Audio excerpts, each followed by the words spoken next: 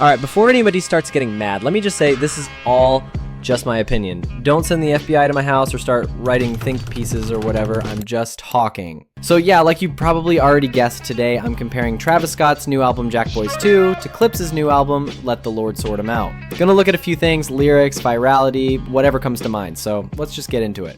Lyrical Flow. So first off, let's talk about the lyrics and flow. I already know Travis isn't the type of rapper people go to for deep bars or crazy punchlines or anything like that. That's just never been his thing. But on this album, I actually think he stepped it up a bit. That track, Kick Out, caught me off guard. I'm not saying he suddenly became some lyrical genius, but he sounded way more locked in, like he was actually rapping, not just vibing on the beat like he usually does. And he sounded good doing it too. But even with that said, yeah, Clipse got this one. Like easily. It's not even close. They just sound way more seasoned. Pusha and Malice have been rapping like this forever and they still sound sharp as hell. There's a level of control in their verses that Travis just doesn't have.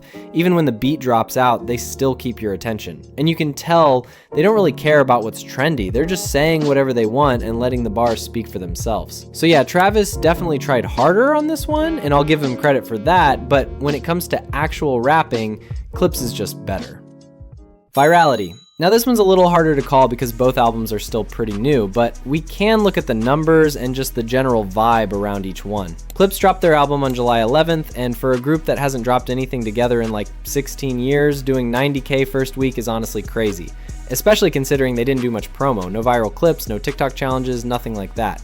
Just a couple interviews in the album. That's real respect. People still care about them after all this time, and that says something. Now Travis dropped Jackboys 2 on July 13th, just 2 days after, and his album has sold around 251K and debuted at #1 on Billboard 200.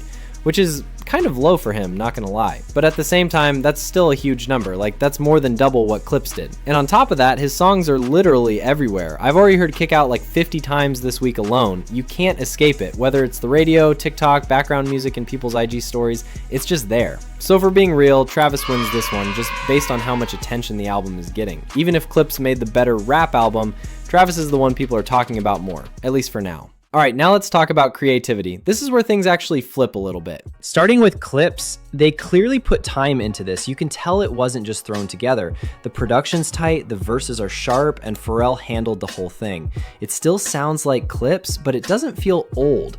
They found a way to bring their style into 2025 without forcing it.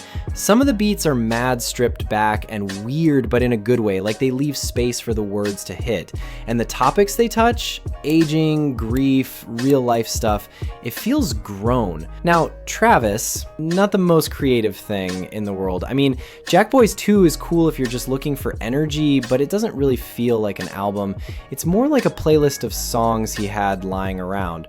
A couple tracks stand out, like the one with Don Toliver and maybe Dumbo, but overall it feels like we've heard this Travis before. Same flows, same beats, same vibe. Like, nothing about it really shocked me or made me go, damn, that was different. Even the features don't really do much. They're not bad, but they don't push anything forward either. It feels like they just grabbed whoever was around in the studio and threw them on a verse. So yeah, on creativity, Clipse wins, not even a debate. They took their time, made something that actually feels like an album, and didn't care about making it trendy. Travis dropped some bangers, but it's kind of the same old formula in my opinion. It's fun to listen to, but not really doing anything new. Longevity. Alright, now let's talk about longevity. Like, which one of these albums is actually going to stick around? Not just for this week or next week, but long term. Because let's be real, there's a lot of albums that sound crazy when they drop, but then you forget they even existed like 2 months later. Starting with Clipse, yeah, this album's definitely built to last. It's not something people are going to be blasting at parties or playing to get hyped, but that's not really the point.